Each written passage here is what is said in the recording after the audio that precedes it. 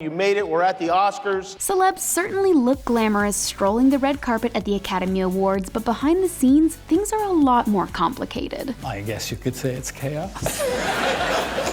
Working on the show means not getting your first pick of outfits and helping stars stick to time limits. I'm still not sure this is real. Hosts are optional. The host for the prestigious 2020 Academy Awards will be nobody? That's right, 2019 was the first time in 30 years that the infamous award show went off without a host. But in case you're confused, there is no host tonight. Comedian Kevin Hart was supposed to have the honor, but thanks to some controversial statements, he ended up losing the position. With nobody to take his place, the show simply went on without a host, which prompted presenters to step up and help keep everything organized. Oh, and let's not forget Amy Poehler, Tina Fey, and Maya Rudolph, who helped step up too. Good evening and welcome to the 1 millionth Academy Award. And in 2020, the Oscars will be without a host yet again, which puts more pressure on the presenters. According to former host Ellen Degeneres, the gig is a thankless job because viewers only care about the performances and awards. So it's not surprising that the Academy has had so much trouble finding people to step up as a host. But when this happens, the presenters end up having to put in more effort to move the show along. Hi, Meryl.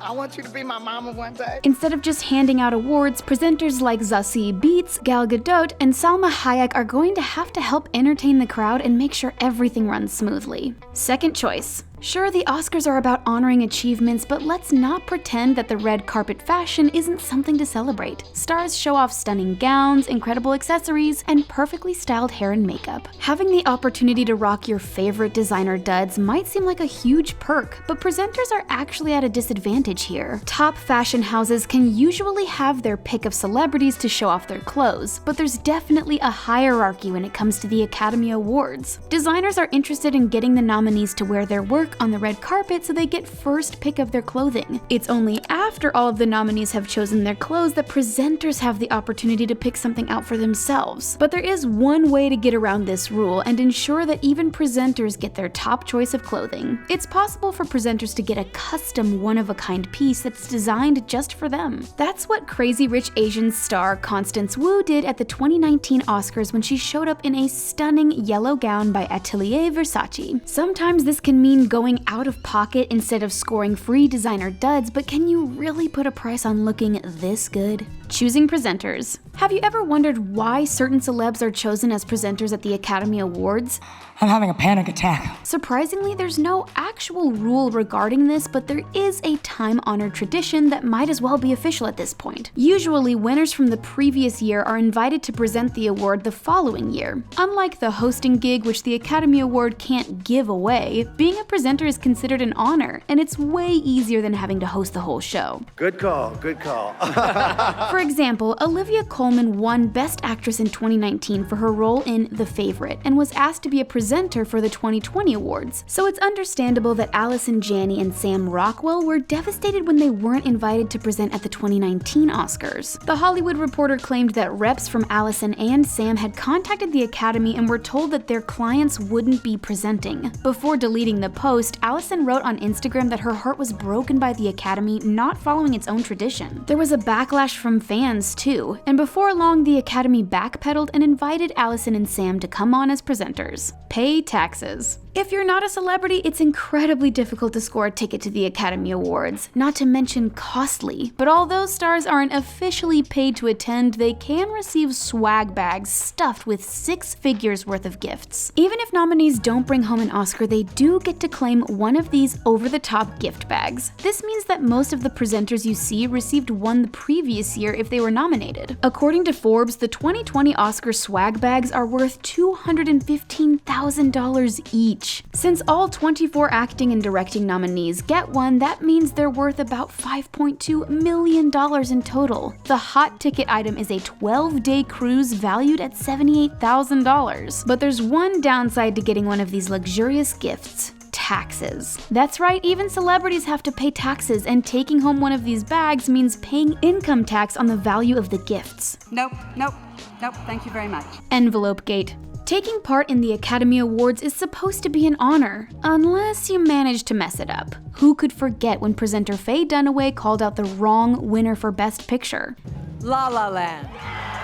In her defense, her co-presenter Warren Beatty was handed the wrong envelope by PricewaterhouseCoopers partner Brian Cullinan. It seems he was distracted backstage tweeting a picture of Emma Stone and mixed up the envelopes for La La Land and true winning film Moonlight. Whoops. You were involved in, well, the TV moment, if not the year, the decade. This was an awkward disaster that inspired the Academy to revamp some of their rules in order to prevent it from happening again. Now, when an envelope is handed over, both the celebrity presenter and the stage manager will confirm that it's the correct one. There will also be a third balloting partner responsible for working with producers and memorizing all of the winners. They'll attend all rehearsals and work on a contingency plan just in case another envelope gate takes place. This year, when you hear your name called, don't get up right away. PricewaterhouseCoopers took responsibility for the mistake, and even though they're still involved with the Oscars, Brian Cullinan will not be returning. Time limit.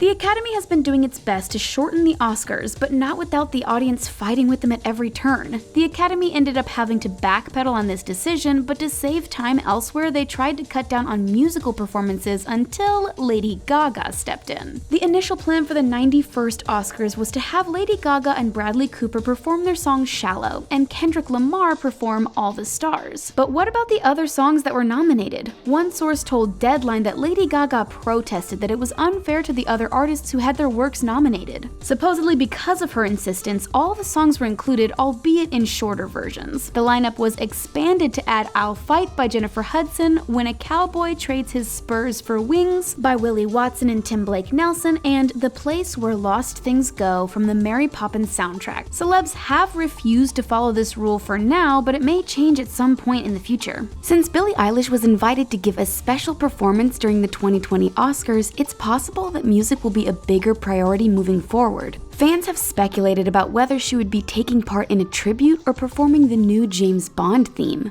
If Billie ends up being nominated for an award next year, we might get to see her take the stage again, and she'll get one of those great swag bags. Speeches.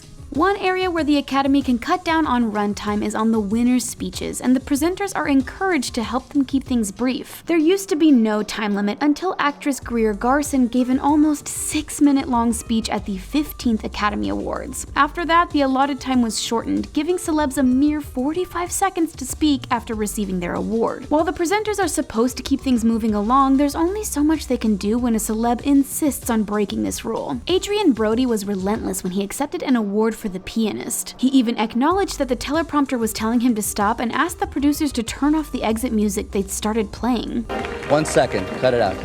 I got one shot at this. Now, producers will straight up turn the microphones off if a star speaks for too long. So please wrap up. Right, okay.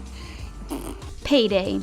Unlike many other awards shows including the Grammys, performers do get paid during the Academy Awards, but it isn't much. Adele and Norah Jones received $3,500 each to perform their nominated songs, while union rates for soloists can be as little as $2,400. When you consider the fact that Adele makes about $648,100 at one of her concerts, that number looks even smaller. But this part of the gig is also non-negotiable, and even the biggest stars are forced to settle for accepting a pittance to perform. When Jimmy Kimmel hosted the Academy Awards, he revealed that he was paid $15,000 for his time. Considering he earns about $15 million a year for Jimmy Kimmel Live, it's a definite downgrade from his salary. He claims that former hosts Chris Rock and Billy Crystal were paid the same amount for hosting, but the performers and hosts are definitely compensated better than the presenters. According to Tiffany Haddish, she wasn't paid anything for presenting at the 2018 Academy Awards. Even though it seems like the Academy can't give away the job of host, Tiffany said she wouldn't mind doing it if the price was right.